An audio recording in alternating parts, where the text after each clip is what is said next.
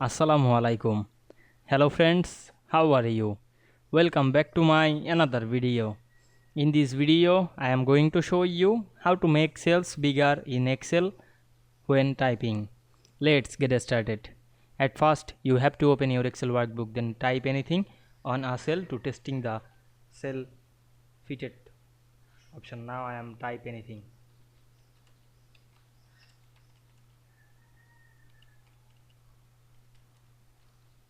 Now we can see the cells automatically not bigger when we typing. Now I am select the cell, click and drag on our mouse, then go to the home menu, then press a keyboard shortcut key, press Ctrl 1, then go to the alignment option, choose the horizontal alignment, distributed indent, and select the vertical option. You can choose anything. Now I am select the distributed, then click OK, then again select any cell and write anything.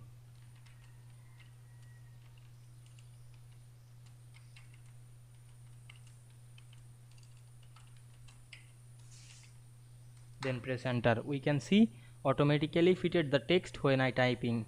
Now we can see we make this very easily. I hope you enjoyed my video.